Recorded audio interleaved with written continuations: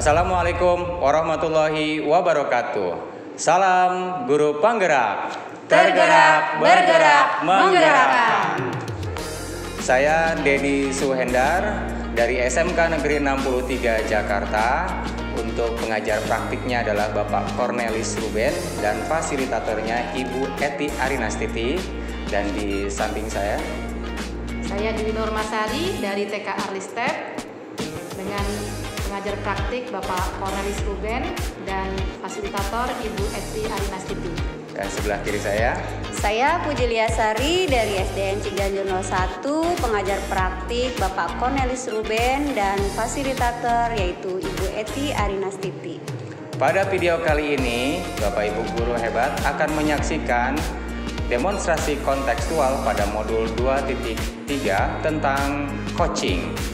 Di video kali ini, Bapak Ibu semua akan menyaksikan bagaimana observer, coach, dan coachee mempraktikkan pada kegiatan coaching klinik. Selamat menyaksikan videonya.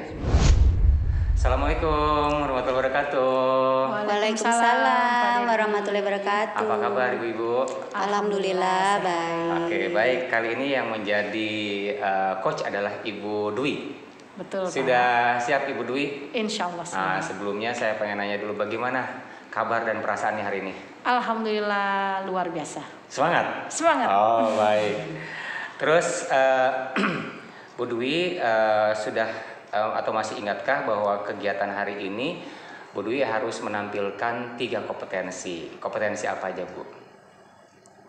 Oke, kalau mungkin Bu Dwi agak lupa-lupa ingat, saya ingatkan. Yang pertama adalah kompetensi kehadiran penuh ya, Bu. Oh iya, presensi. Presensi, Pak. Yang kedua adalah mendengarkan aktif ya. Iya. Terus yang ketiga adalah mengajukan pertanyaan yang berbobot. Siap, Pak. Gimana Bu Dwi, sudah siap untuk mempraktikkan proses coaching? Insya Allah siap, Pak. Oke, baik. Kalau sudah siap, kita mulai ya. Ya. Baik. Ibu sebagai coach ya? Iya, siap. Baik. Silahkan dimulai. Selamat sore Bu Dwi. Selamat sore Ibu Puji. Apa kabar Ibu? Alhamdulillah baik. Ya, kemarin saya dengar Ibu mau bicara dengan saya ya. Iya, mau menyampaikan Bu. Ada apa nih ya, Bu? Ada yang bisa saya bantu, Bu?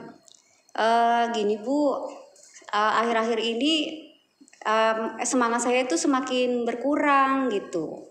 Okay. Semangat dalam semua hal deh, kayak misalkan dari segi pekerjaan maupun dari segi pendidikan nih, guru penggerak. Oh gitu, Ibu. Jadi sedang tidak bersemangat, sedang moodnya sedang turun gitu ya, Bu ya? Iya, gitu. Bu. Jadi tujuan Ibu untuk bertemu saya ingin menyampaikan atau bagaimana nih biar lebih semangat lagi ya Ibu ya? Iya, Bu. Oke. Kalau boleh tahu ini akhir-akhir ini apa yang membuat Ibu sedikit jadi berkurang semangatnya itu? Masalah tugas juga yang harus due date-nya mendekat gitu. Sedangkan di sekolah itu lagi banyak-banyaknya aktivitas kayak berbarengan dengan latsar seperti itu. Jadi lama-lama saya kok jenuh gitu ya. Terus jadi nggak semangat itu buat ngerjain tugas nih. Oke, sejauh ini Ibu saat mengerjakan tugas-tugas dari guru penggerak itu sendiri ataupun tugas-tugas dari sekolah, apakah Ibu sudah kerjakan sesuai waktunya? Misalnya sudah dapat tugas gitu terus langsung Ibu kerjakan atau memang diulur waktu atau bagaimana Bu kira-kira Bu? Kalau selama ini sih saya mengedepankan tugas tupoksi saya dulu nih sebagai guru. Kayak kemarin tuh berbarengan dengan latsar gitu ya. Jadi saya mendahulukan latsar saya dulu karena ini buat masa depan saya. Terus guru penggerak tugasnya kan bisa ntar malam dikerjain. Itu ya Bu ya. Tapi nanti sampai rumah kira-kira ada problem lain kah? Atau bagaimana, jadi terbengkalai lagi atau bagaimana Bu? Nah itu apa langsung terlaksana begitu? Nah itu dia Bu, sampai di rumah bukannya tambah semangat buat ngerjain jadi males karena posisi udah capek. Latsar sampai pukul 5 sore, jadi belum jemput anak, giliran di rumah anak perlu dikasih makan dulu, dimandiin dulu. Jadi pas giliran udah habis maghrib saya udah capek. Oh gitu ya Bu ya. Oke, ini kemungkinan yang Ibu rasakan karena manajemen waktu ya Ibu ya, sepertinya ya Bu ya. Jadi Ibu agak kesulitan membagi waktu gitu ya Bu, antara tugas sekolah, tugas guru penggerak, dan juga tugas di rumah ya sebagai ibu rumah tangga seperti itu ya Bu. Iya, seperti itu barangkali ya orang saya pikir bisa dilaksanakan nanti gitu kan, mendekati hari due date bisa dikerjain langsung. Gitu. Oke, rencana Ibu untuk menanggulangi ini agar tidak berkelanjutan, karena kan ini masih panjang ya Bu ya jalannya guru penggerak ini ya, materinya masih ada lagi nih ya Bu ya. Nah, apa yang Ibu rencanakan nih agar bisa berjalan sesuai waktunya? Saya pengen bikin schedule kayaknya deh Bu, bikin jadwal dulu nih, mana yang penting, mana yang jadi pekerjaan sekolah ya sekolah selesai, pekerjaan guru penggerak bisa dikerjain walaupun sampai jam 10 malam gitu, biarin dah begadang-begadang sedikit, yang penting semuanya terlaksana. Oke, lalu untuk anak-anak bagaimana nanti Bu menyiasatinya? Anak-anak saya paling minta tolong sama anak saya yang pertama. Untuk bantu ajak main atau kerjakan tugasnya ya. Iya. Oke, sepertinya itu juga rencana yang bagus ya Bu ya. Semoga bisa terlaksana dengan lancar ya Bu. Bagaimana penerapannya, sudah dicoba sejauh ini? Sejauh ini sih udah 2 kali saya coba. Kayak misalkan kemarin tuh ada tugas rukol tuh yang berbarengan.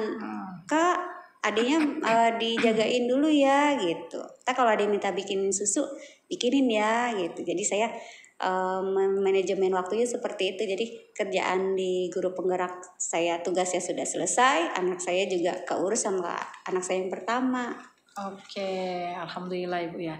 Jadi sekarang untuk diskusi coaching kita saat ini, apa yang Ibu rasakan setelah kita melakukan coaching ini? Saya merasakan senang, udah ngeluapin unek-unek saya nih ke Ibu. Iya. Lalu terus solusinya tadi itu Ibu sudah temukan sendiri ya ternyata. Iya, saya bisa nemuin dari masalah saya sendiri, saya bisa nemuin solusi saya sendiri. Oke, mudah-mudahan berjalan lancar ya Bu semuanya. Kakak bisa diajak kerjasama, atau mungkin ayahnya ya Bu ya juga bisa diajak kerjasama. Jadi semuanya bisa berperan aktif ya Bu. Iya, amin gitu. Oke, terima kasih loh Ibu. Saya terima kasih banyak karena Ibu sudah mau dengerin curhatan saya nih. Sama-sama Bu. Baik, Bu Dwi, Bu Puji selesai. Saya melihat peristiwa yang tadi berjalan adalah seperti obrolan ya, obrolan akrab gitu ya, tentang curhat ya Bu ya.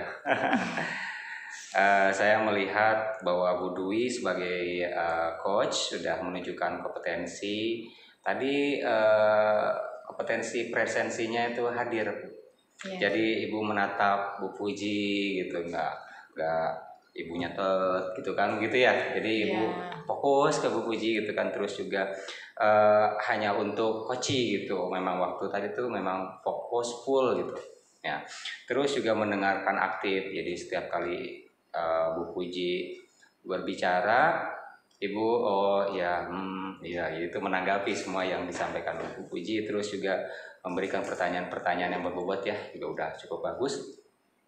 Mungkin selanjutnya kita refleksi dulu bagaimana perasaan ibu-ibu kegiatan praktik tadi. Bu Puji gimana perasaannya? Perasaannya senang, gak deg-degan lagi. Gak deg-degan lagi ya, sudah selesai. Gimana Bu Dwi? Saya sih berharap seperti ini ada di sekolah-sekolah ya, tapi dengan support full gitu ya, tidak ada dusta di antara kita. Gitu. Baik, bagaimana pembelajarannya untuk hari ini, untuk sesi ini? Untuk putaran pertama kita, alhamdulillah berjalan lancar ya, berjalan lancar. Mungkin kita bisa rolling lagi. Iya, lebih bagus lagi ya. Iya, betul. Kita selalu mengevaluasi. Baik, itu sesi 1. Di mana saya sebagai observer, Bu Dwi sebagai coach, dan juga Bu Puji sebagai coach. Kita akan putar selanjutnya adalah saya sebagai coach ya, Bu Dwi sebagai coach, dan Bu Puji sebagai observer. Oke. Assalamualaikum Assalamualaikum warahmatullahi wabarakatuh. Waalaikumsalam warahmatullahi wabarakatuh. Gimana nih kabarnya Bapak sama Ibu? Alhamdulillah baik. Pak, Bu, baik. Baik.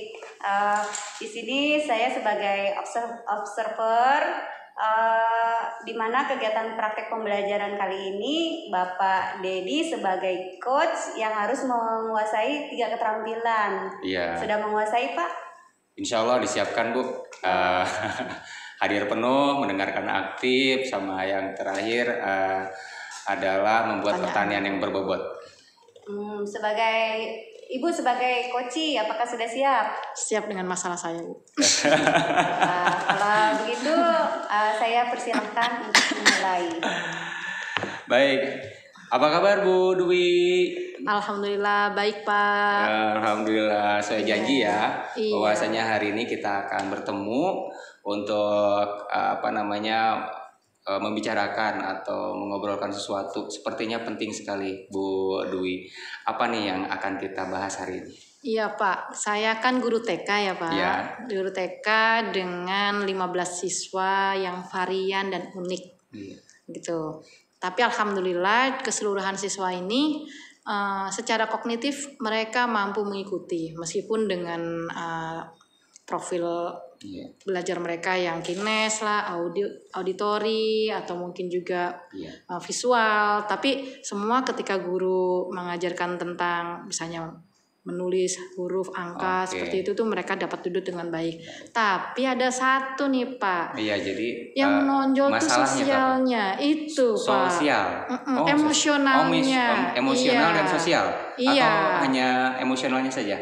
Sosial emosionalnya, Pak. Berarti dua ya, sosial dan dua-duanya. emosionalnya. Baik. Secara sosialnya itu mereka senang berteman, tapi nah itu kadang-kadang masih berebut sama temen, iya, entah baik. berebut mainan, entah berebut temen, Ya, rebutan itu gitu ya. berebut Anak-anak maunya, ya, biasanya iya gitu ya. maunya berbaris di depan temennya yang CS-nya dia gitu kan, yang teman Baik. akrabnya dia, terus dikit-dikit atau maunya duduknya samping guru seperti itu kan, Baik. gitu. Sering mencari perhatian begitu ya. Betul, Baik. seperti itu. Dan itu ada satu anak yang paling menonjol nih, Pak. Baik. Anak perempuan, anaknya bongsor tapi usianya masih muda. Oh iya. Nah, anak ini kemauannya memang keras. Keluarganya juga menyampaikan seperti itu.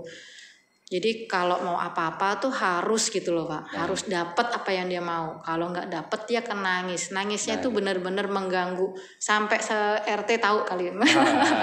Saking Itu, dramatisnya ya. Betul, saking kencengnya itu. Saking kencengnya sehingga ruangan itu jadi tidak nyaman ya, Bu. Iya, ya. bukan hanya ruangan kami saja, itu ruang Oke. tetangga-tetangga kelas juga. Baik. Siapa tuh yang barusan nangis? Siapa tuh yang nangis seperti itu kan? Berarti saya konfirmasi ulang, ini siswa TK ya, Bu ya? Betul, Berarti Pak. usia kurang lebih 5 tahun. 5 sampai 6 tahun. 5 tahun genap Februari kemarin ini anak Berarti gitu. antara 5 dan 6 tahun mungkin ini range 4 sampai antara 5 tahun. 4 sampai 5 tahun, berarti nggak ada yang 6 TKA. tahun.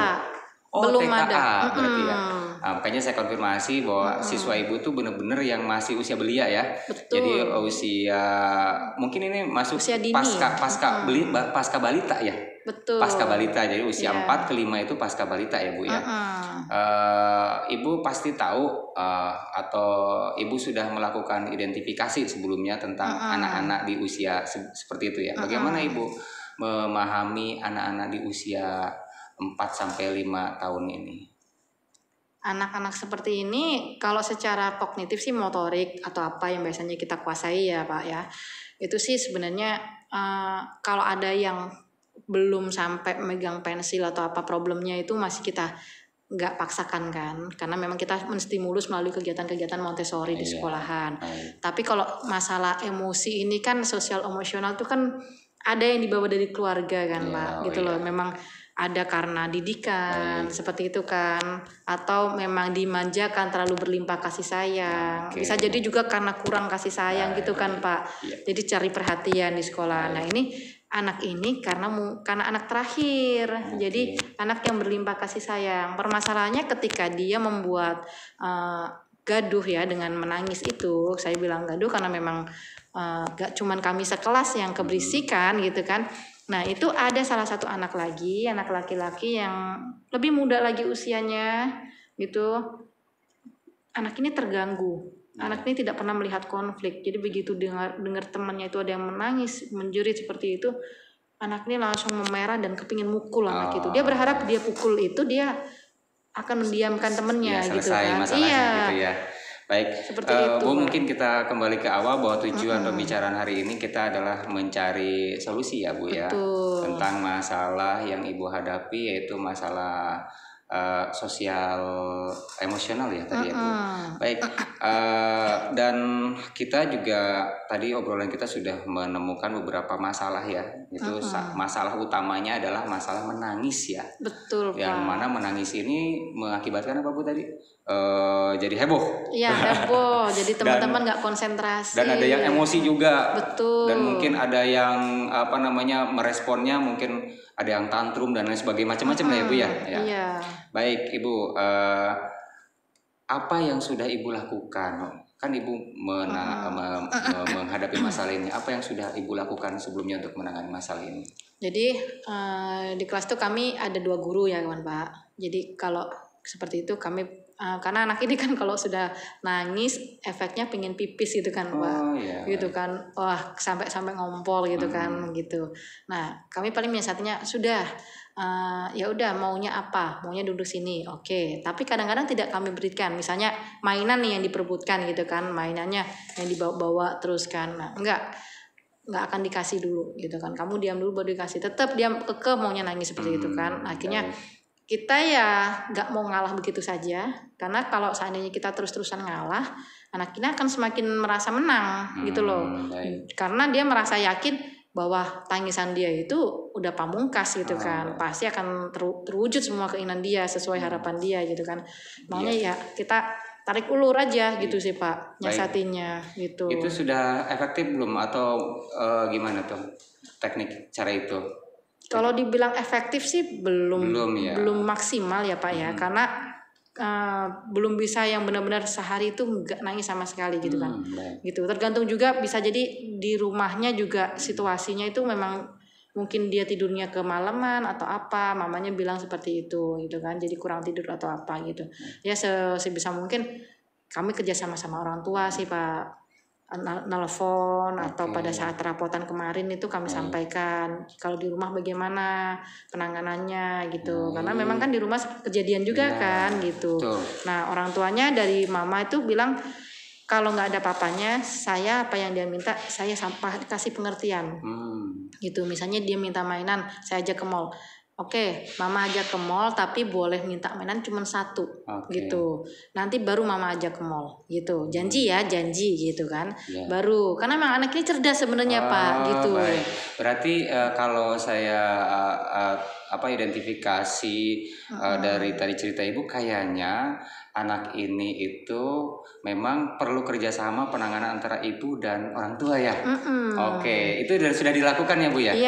Oke, berarti pertama Ibu sudah melakukan langkah yang baik, yaitu melakukan komunikasi dengan orang tua sehingga sama-sama saling saling memberikan informasi untuk satu tujuan, itu mencari solusi supaya si Adinda ini atau si anak ini bisa tertangani ya Bu ya. Betul. Baik, kira-kira ide apa lagi nih selain dari yang tadi sudah berkomunikasi dengan orang tua, dasarnya apalagi nih?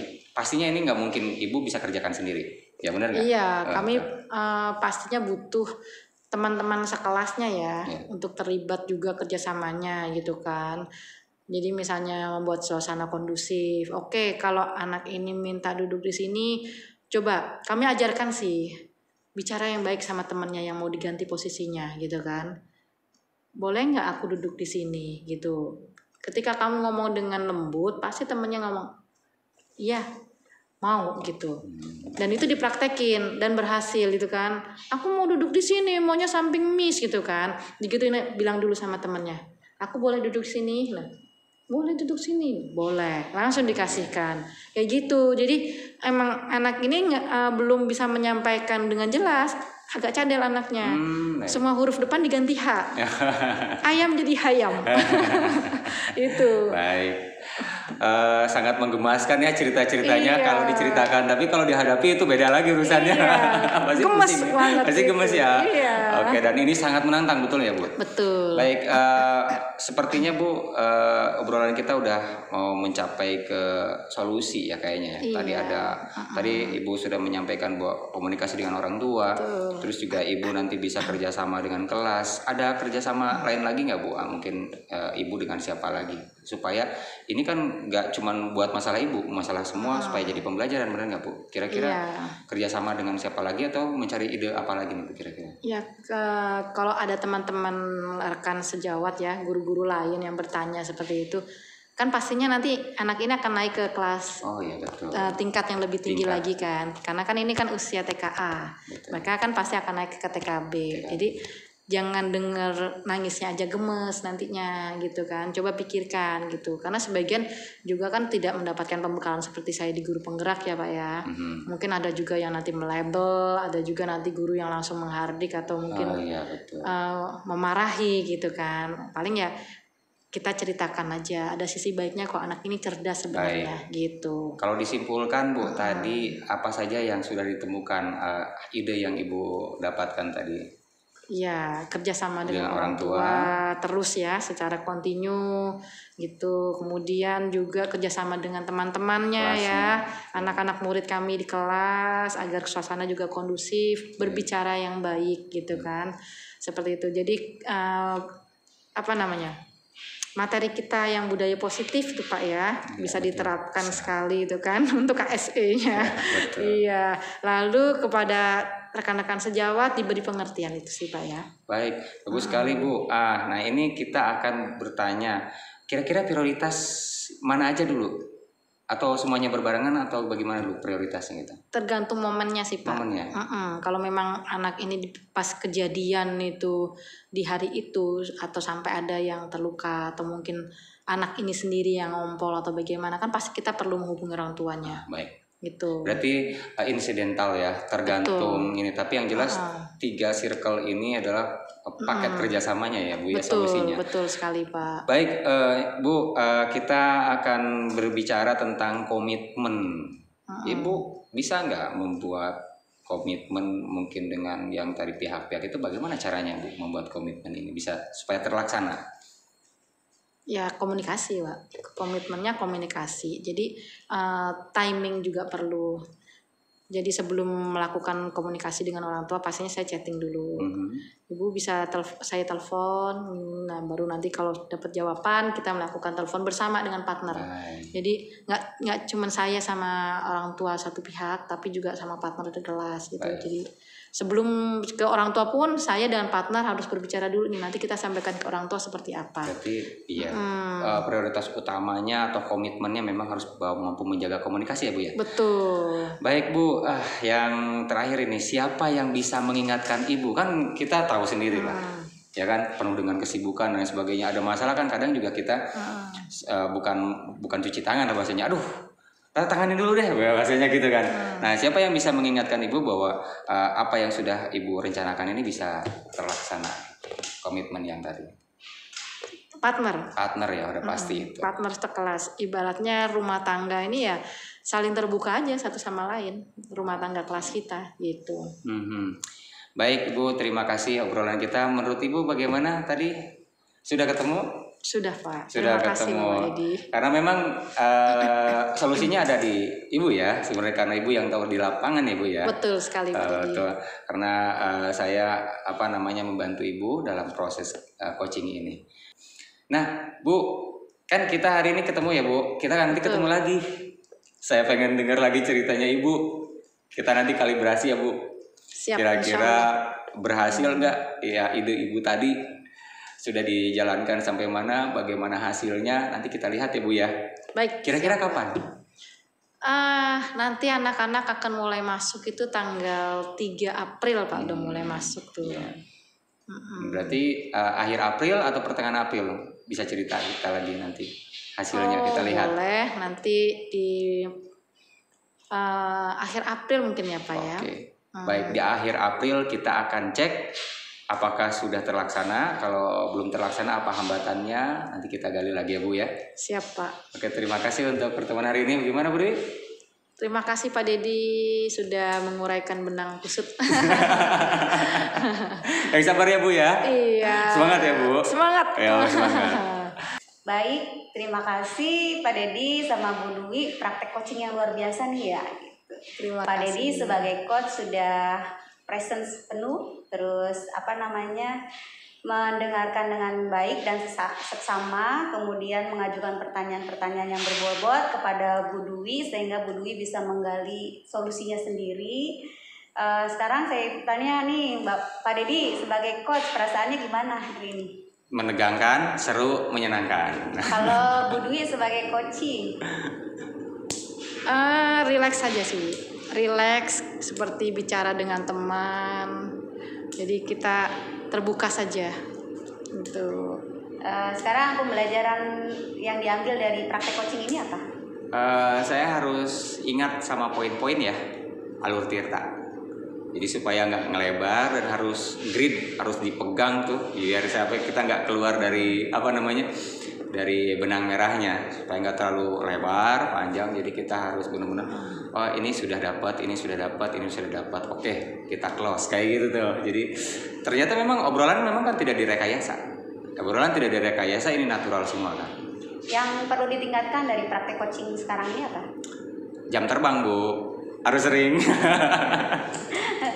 Baiklah, terima kasih atas waktunya. Saya sebagai observer mengucapkan banyak terima kasih.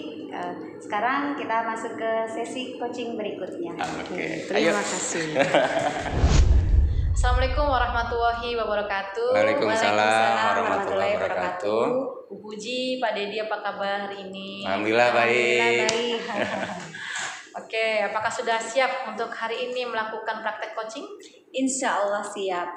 Oke, Bu Puji sebagai coachnya, kemudian Pak Dedi sebagai coachnya.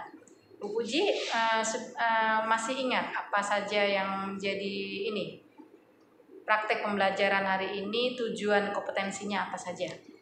Menjadi pendengar yang baik, harus kehadiran penuh nih. Terus yang ketiga, memberikan pertanyaan berbobot kepada Pak Dedi sebagai coaching. Sebagai coaching, Pak Dedi, bagaimana Pak Dedi sudah siap dengan permasalahannya? Siap. Oke, baik, silahkan dimulai. Oke, Pak Dedi, apa kabar nih? Alhamdulillah baik Bu Puji. Apa kabar juga Bu Puji? Alhamdulillah baik. Ini Pak Dedi, Siap. bisa nggak ngobrol-ngobrol sebentar? Oh siap Bu Puji. Kan kita juga udah janjian.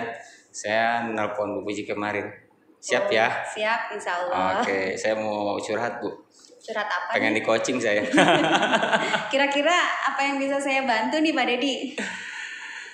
Ini Bu, saya punya masalah dari awal saya mengajar di kurikulum Merdeka ya. Dan kita membuat modul ajar. Jadi saya itu membuat modul ajar di setiap angkatan, dan modul ajar itu nggak pernah bisa saya gunakan permanen. Misalkan saya semester ini, nanti semester depan tuh berubah lagi. Banyak sekali yang direvisi dan dirubah terus. Emang bagus. Tapi buat saya tuh lumayan jengah juga sih, gitu ya. Ini masalah-masalah ini yang buat saya tuh mengganggu pikiran saya karena di kelas ini tahun ini belum tentu sama dengan di kelas yang lain di tahun depan. Itu yang membuat saya itu setiap tahun tuh merasa ya Allah saya harus buat lagi nih baru karena profilnya siswanya baru lagi. Cara metodenya dan lain sebagainya pendekatannya beda lagi, itu revisi terus. Sudah itu buat saya lelah karena selain ini juga saya punya tugas, juga punya program guru penggerak juga seperti ini kan, lumayan lah punya keluarga di rumah juga. Nah, begitu Bu Puji hari ini. Penyebab Pak Dedi itu berarti jenuh ya, berarti ya karena modul ajarnya itu bisa tidak terpakai di tahun berikutnya. Yeah. Kalau boleh tahu nih, kenapa sih modul ajar itu nggak bisa digunakan? Sebenarnya digunakan bisa, tapi kan kalau kita pakai tahun lalu pasti nggak sama. gitu. Karena yang kita hadapi siswanya berbeda. Contohnya? Misalkan kalau topik sama ya, kan esensial materinya. Paling sederhana aja, descriptive text misalkan, atau prosedur text misalkan itu kan. Setiap tahun temanya itu, topiknya itu, materinya itu. Namun pas begitu kita evaluasi kan yang tahun depan ini nggak bagus nih, kita rubah lagi. Nah proses merevisinya itu loh Bu. Jadi masalah saya dari di proses merevisinya ini yang menjadi merasa berat. Bagaimana caranya itu biar mudah gitu loh. Kalau menurut Pak Dedi, biar mudah itu, biar proses revisinya itu lebih mudah itu, kira-kira bagaimana? Jadi kalau saya merevisi mudah itu memang belum ketemu ya ininya solusinya. Yang jelas merevisi itu membutuhkan waktu banyak. Terus juga kan kita sudahlah setiap tahun kita disuruh ngumpulin administrasi dong. Ayo kumpulin administrasi. Karena kan kita masih revisi jalan nih. Ya udah yang dulu kita kasih lagi. Cuma ganti nama doang kan, ganti judul, ganti tahun. Padahal sedang on proses. Jadi hasil revisian tahun lalu dikirimkan tahun ini. Hasil revisian tahun ini dikirimkan tahun depan. Jadi sebenarnya yang dikirimkan kepada kepada sekolah itu sebenarnya tidak relevan karena kan modul itu terus direvisi. Di tahun ini kan kita ngajar, profilnya nggak sesuai nih, saya rubah. Kayak gitu kan udah kirim dong administrasi sekolah, udah di supervisi, udah dan lain sebagainya. Jadi menurut saya itu ngurusin modul ajar itu lelah banget gitu. Tadi pada dibilang masalah waktu yang panjang ya, kira-kira nih biar masalah waktunya nggak panjang itu Pak Dedi punya cara sendiri nggak? Nyiasatin waktu begitu ya Bu ya? Nyiasatin waktu. Saya tuh memang kalau waktu panjang itu sebenarnya kan saya juga ngajar full 38 jam. 32 jam. Saya punya waktu 8 jam, 8 CP. Dan itu nggak sehari. Jadi kebayang saya harus bawa modul ajar ke rumah gitu kan, terus itu kan waktunya keluarga. Itu sebenarnya saya jelasin nggak ada waktu sebenarnya. Kalau secara hitungan matematika nggak ada waktu. Sebenarnya nggak ada waktu. Nah, ini saya juga pengen mencari waktunya itu gimana. Jadi yang singkat kan saya punya waktunya singkat, gitu. Kalau pengen cari solusi seperti itu, kira-kira Pak Dedi punya strategi sendiri nggak? Strategi untuk supaya gimana Bu? Supaya biar pekerjaan ini selesai, terus jadi pekerjaan ini nggak dibawa pulang ke rumah gitu. Ya mungkin ya saya harus disiplin sih. Jadi saya buat jadwal hari ini ngapain disiplin. Tapi memang itu cukup melelahkan sih, cuman memang kayaknya harus disiplin dalam arti waktunya istirahat gitu kan, waktunya kerja gitu kan. Jadi kadang sedikit ngobrol ya. Sebagian tua padahal kita butuh ngobrol, mungkin porsi ngobrol saya dikurangin. Iya, porsi ngobrol saya, karena orang dewasa itu duduk makan pasti ngobrol, dan yang ngabisin waktu tuh ngobrol. Jadi saya harus disiplin. Waktunya kerjain ini, saya tinggalin obrolan mungkin. Jadi ini kesimpulan kita berbicara diskusi kayak gini kan, tadi Pak Dedi sudah menemukan solusi sendiri kan ya, berarti ya, yaitu Pak Dedi harus mengurangi ngobrolnya, berarti disiplin dalam segala hal. Jadi modul ajar terkejar juga nih Pak Dedi. Ya, terus kedepannya nih Pak Dedi, biar semuanya bisa berjalan dengan baik sesuai dengan keinginan Pak Dedi, Pak Dedi harus bikin apa? Ya, saya udah bikin catatan-catatan tuh. Saya tempel-tempelin di tembok. Tapi itu nggak sempat juga saya lihat itu. Karena di tembok kan, udah saya pindahin juga tuh. Nggak di tembok, di wallpaper juga saya tempel-tempelin schedule di wallpaper. Di wallpaper juga kadang nggak, itu juga saya sudah pasang di di handphone, ada catatan. Kadang di handphone juga enggak. Jadi mungkin saya butuh seseorang untuk mengingatkan mungkin. Jadi saya butuh poin-poin yang teman saya harus tahu dan dia pasti bakal ngingetin. Insya Allah baik teman atau mungkin istri saya.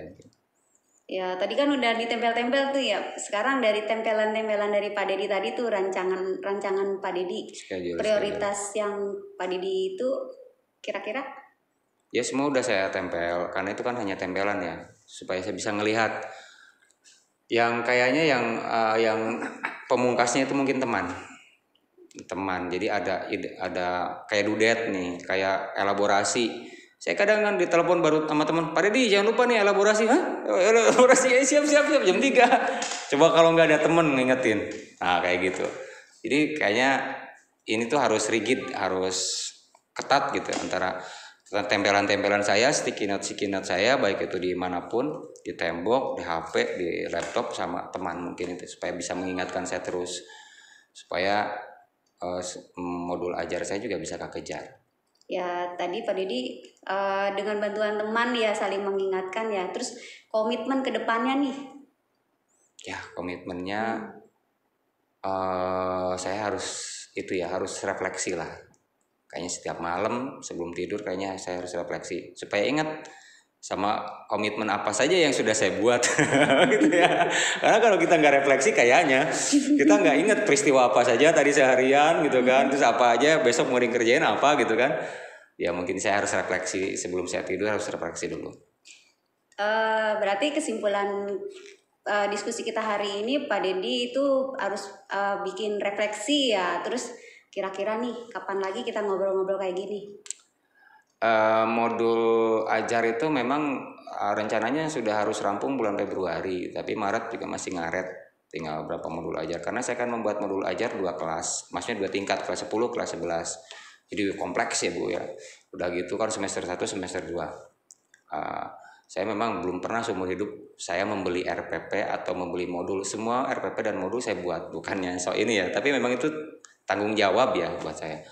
Jadi butuh waktu ya lumayan, sekitaran setelah Lebaran kita ketemu satu bulan, Mei lah Bu, kurang lebih lah, insya Allah kita cek lah Mei progresnya sampai mana. Berarti nanti saya tunggu ya kabarnya ya bulan Mei ya. Mudah-mudahan modul ajarnya bisa sesuai berjalan dengan target dari Pak Dedi sendiri ya. Biar saya closing nih gitu kan. Biar nanti catatannya tinggal sedikit aja lah. Nanti kalau mau revisi catatan ini nih pasti bakal direvisi gitu aja, paling nanti sekitar bulan Mei lah insya Allah. Siap ya. Baik. Semangat Pak Dedi. Semangat. Ya luar biasa nih Pak Dedi semangatnya sekarang, jangan sampai kasih kendor nih. Baik, Bu Puji dan Pak Dedi sudah mempraktekkan coaching yang luar biasa ya. Bagaimana? Ibu sudah menunjukkan kompetensi tadi, udah presence ya dengan eye contact, fokus tadi itu ya.